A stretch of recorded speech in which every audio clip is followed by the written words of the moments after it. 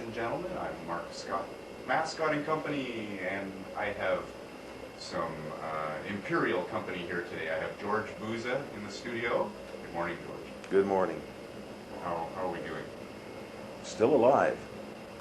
You're very well known as Turner. Is it Turner? Turner from Maniac Mansion. From Maniac Mansion. Considering the size of you to play a baby. But he was a 4-year-old. But who inspired that?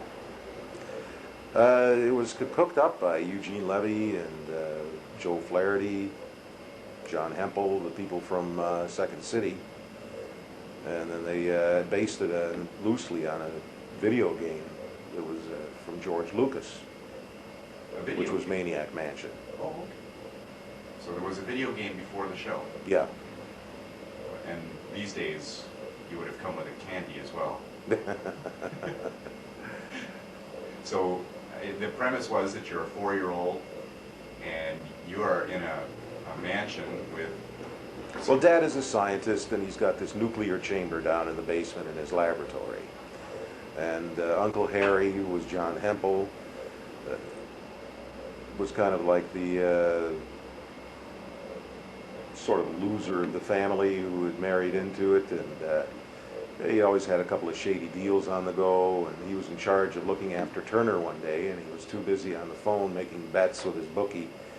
Turner wandered into the nuclear chamber as a little boy, and then Uncle Harry went in there after him. The thing turned on. There was a fly in the chamber as well, so Uncle Harry turned into a fly and Turner turned into this giant gargantua. And that was the basis of those characters.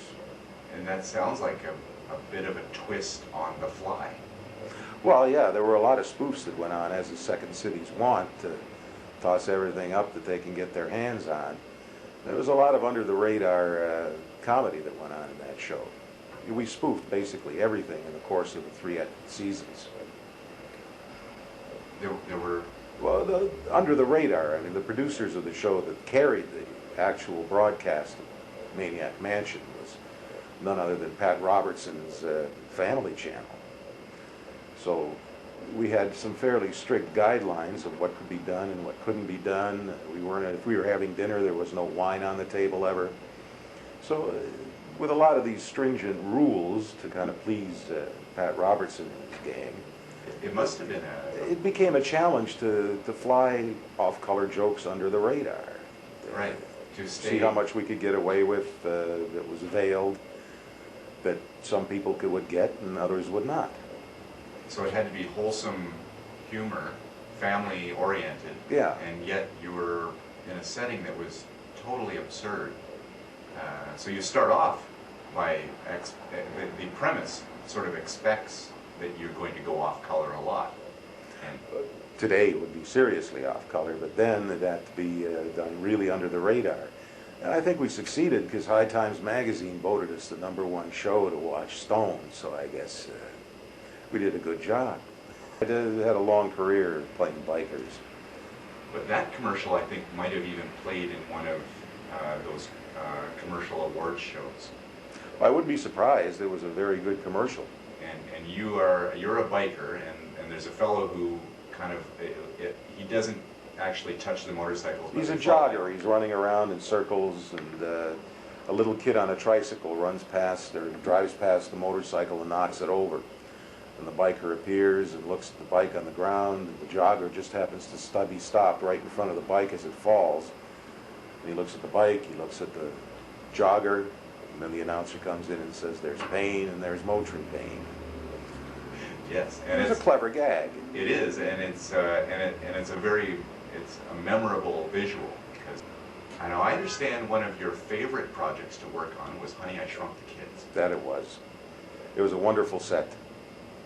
Working with Peter Scolari was a joy, and everybody else that was in the cast was just so wonderful, and it was a happy experience, a really happy experience. Is that a constant in what you do? Do you tend to pick projects that you're passionate about? We're in Canada here, Mark. We don't pick our projects pick us. There's very few people in any kind of a position where they can say, gee, do I want to do this job or not? That's a luxury that's not in our domain. Usually if you're a Hollywood star, then That's right. You got a stack Yeah. of scripts to look through and go, man, what appeases me now? And, well, that doesn't happen here. I want to make sure the audience knows that Eden Fieldstone is also here. That wasn't my place. I don't know, you're looking pretty good, Mark. Yes. who's sick? I'm sick, so squeeze the coffee. And looking good, though. Eden, Emmy, you want to ask? Have you tried to go to this, like move to the States? Well, that's where I came from. Oh, you came from the States? That's right. I came up here to be a Canadian. Oh, I actually, the only time I ever went to Los Angeles to work was on a Canadian movie that used it as a location. That's interesting. Oddly enough. That's interesting. Did they The use other way Vancouver? around. I mean, Vancouver can use Well, it was High Point. It was back in the 70s, and it was that movie with Chris Plummer and Kate Reed. That's the one where Dar Robinson leapt off the CN Tower. It was a 1970s film. Peter Carter directed it.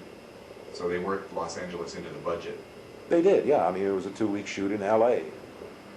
They put us up down in Malibu. But during the time that I was there, I got together with some of the Canadian community who were already down there living and saw how they lived. It wasn't very inviting. They were in dangerous neighborhoods. Yes, yeah, and living in Because if very- you don't have any money to live in a safe place, today you'd be down in drive-by shooting heaven.